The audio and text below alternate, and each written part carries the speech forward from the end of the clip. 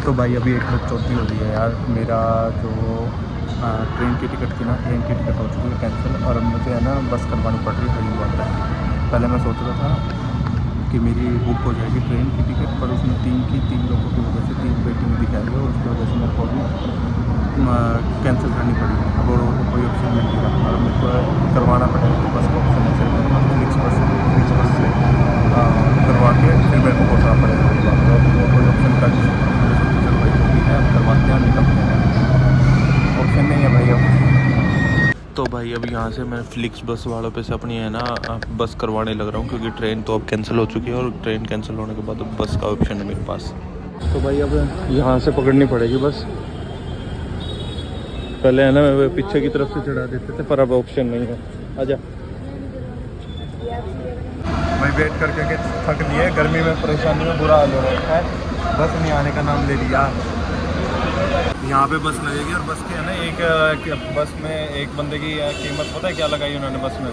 तो 600 रुपये की एक बंदे की टिकट है, और 2 बंदों की टिकट हुई 1220 की। तो भाई अब यहाँ से मैंने बस पकड़ ली, और ये बस वाला भाई अब आया है। ये अपनी देख लो 03D अपनी सीट है, और यूँ लगा के चलो यहाँ पे है ना काफ़ी भीड़ हो रही थी, काफ़ी लोग जाने लग रहे थे अपना बस में, और कई लोगों की छुट्टी होगी भाई बस। अब तो क्या किसको क्या बोल सकते हैं। इन्होंने खाना वगैरह भी दिया था हमें, और ये हम यहाँ पे ढाबे पे रुक चुके थे थोड़ी देर के लिए, कि अपना है ना किसी को कुछ खाना पीना हो तो खा सकता है यहाँ पे। तो हम यहाँ पे रुक के अपना है ना खाना पीना थोड़ा सा लिया था, खाया था, क्योंकि सुबह के टाइम पहुँचा। तो बस वाले भाई ने है ना हमें मेन हाईवे पे उतार दिया था, क्यों यहाँ हाईवे पे से उतर के यहाँ से आपको अंदर की तरफ पैदल जाना पड़ेगा, क्योंकि यहाँ पे सुबह के टाइम 5 बजे उतार दिया था हमें। तो हमें ऑटो लेके जाना पड़ा स्पेशली, क्योंकि ये साइड में आप ऑटो दिख रहे हो ना, तो ये ऑटो वाले आपको लेके जाएंगे कि आपको जाना है जहाँ पे भी, आपको बस वहीं से मिलेगी। आपको गुप्त काशी के लिए, रुद्रप्रयाग के लिए यहीं से हरिद्वार में से ही बस मिलेगी। तो इसलिए सुबह सुबह के टाइम ये देखो लोग काफ़ी बैठे अभी जाने लग रहे हैं। बस पकड़नी है, बस देखते हैं कहाँ से पकड़ी जाएगी। मेन है क्योंकि अभी है ना सुबह सुबह का टाइम है, तो मेरे हिसाब से जहाँ तक है खाली मिल जाए तो हमें मज़ा आ जाएगा। देखते हैं यहाँ पे किधर से सोनप्रयाग की बस मिलती है। तो भाई मेरे लिए भी नया चीज़ था, ये एक्सपीरियंस नया था, तो मेरे को भी नहीं पता था सोनप्रयाग के लिए बस कहाँ से मिलेगी। तो अब मैं आपको बताऊंगा, यहाँ से मिलेगी आपको बस। ये देखो ये पे बस स्टैंड आपको दिखने लग गया है।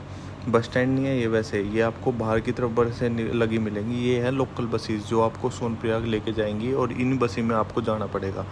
तो ये देखो मैं बस में बैठ चुका हूँ, और बस में बैठ के अपना है ना जाने की तैयारी कर दिया भाई। अब यहाँ से ये लोग है ना चढ़ा के चलेंगे, क्योंकि और जहाँ पे आपको ये बस खड़ी मिलेंगी ना उसके अपोजिट में रेलवे स्टेशन है। अब देखो यहाँ से है ना ये बस भर के चलेगा, और ये अपनी है ना टिकट हमने ले ली है। 1100 रुपये की टिकट बनी अपनी। हमारे 2 लोग जा रहे थे, तो 550 की सोनप्रयाग तक की हमारी ये टिकट बनी है। तो ये आपको ऐसे जाना पड़ेगा, क्योंकि अपोजिट में आपका है ना रेलवे स्टेशन, आगे रेल नहीं जाएंगी। तो अब देखो यहाँ से बस है ना पूरी तरह भर चुकी है, और काफ़ी ज़्यादा है ना भीड़ होने के बाद अब जाके कहीं रुकी थी ये बस, और मैं अभी यहाँ पे रेस्ट करने लग रहा था। लिया है ये देख लो भाई, बहुत मुश्किल है भाई, पहाड़ों में बहुत मुश्किल है। मैं तो ना चक्कर आने लग रहे हैं। मैं अभी इतनी देर से बैठा हूँ ना, मेरी हालत ख़राब हो चुकी है।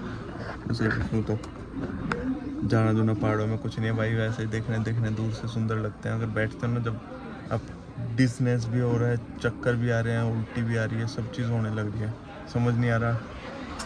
हालत मेरी तो ख़राब हो रही है। मैं इसलिए लेट रहा हूँ, जितना ज़्यादा हो रहा है आँख बंद करके लेटा हूँ, क्योंकि आँख बंद करके लेटूँगा तो मेरे को चक्कर वगैरह कुछ नहीं आएंगे, मैं आराम से पहुँचूँगा। अभी 140 किलोमीटर और बाकी है।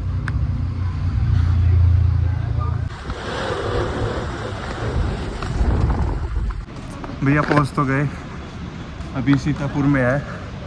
और अभी मेन समस्या क्या है कि हमें है ना सोनप्रयाग जाना पड़ेगा, और उसके लिए पैदल जाना पड़ रहा है, क्योंकि पीछे बस ने उतार दिया हमें पीछे की तरफ पार्किंग में ही, और अभी आगे की तरफ जाना है। तो हमारी इतना रजिस्ट्रेशन है, रजिस्ट्रेशन भी नहीं हो रखी। रजिस्ट्रेशन भी बोल रहे हैं सोनप्रयाग में करवा सकते हो, अपना आधार कार्ड ही चाहिए आपको सिर्फ। तो अब यही प्रॉब्लम का सामना करना पड़ रहा है हमें। बैग देख रहे हो, बैग कितना बड़ा है। अब मेरी पटी पड़ी है भाई, क्योंकि सामान इतना ज़्यादा होने की वजह से ना चला नहीं जा रहा, और मुश्किलें होने लग रही है। 1 किलोमीटर के रेडियस में बता रहा है कि सोनप्रयाग है, तो चलने लग रहे हैं, और ऑप्शन नहीं है। और जो भी भाई अपनी गाड़ी से आ रहा है ना, यहाँ पे अपनी गाड़ी पार्क कर सकता है सोनप्रयाग में। ये देखो भाई फाइनली रूम भी ले लिया है और रूम में आपको दिखाऊं ऐसा मिला। ये रूम मिला है हमें 1500 रुपये में।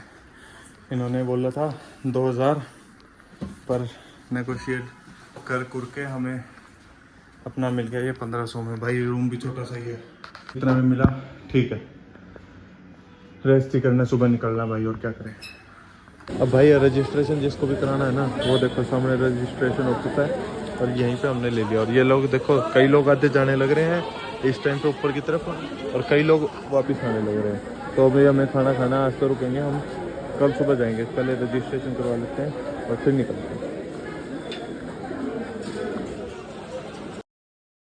तो भाई यहाँ पे अपने खाना शुरू कर दिया था, क्योंकि है ना यहाँ पे है ना खाने पीने की इतना बढ़िया क्वालिटी नहीं मिलती। बस यूँ आपको अगर पेट भरना तो आपको पेट भरने के लिए सामान मिल जाएगा और बाकी कुछ नहीं है। पर ये हमारे पास स्कैम होता रहता है कि इतना ज़्यादा करके यहाँ पे आप अपना लॉकर में अपना बैग वगैरह और ये रख सकते हो, आते वक्त आप लेके जा सकते हो। ये देखो भाटी जी गेस्ट हाउस थे, तो यहाँ पर हमने खाना पीना खाया था और खा पी के हम अपना है ना एक अपना समोसा और ये परोठा खा के निकल गए थे, क्योंकि सुबह सुबह का टाइम था, हाई भी ज़्यादा खा नहीं सकते, चढ़ाई करनी थी तो प्रॉब्लम हो सकती थी। बस खाना एवरेज है, कोई इतना ज़्यादा बढ़िया नहीं मिलेगा, बस आपको पेट भरने लायक खाना मिलेगा, तो आप खा के आप निकल सकते हो।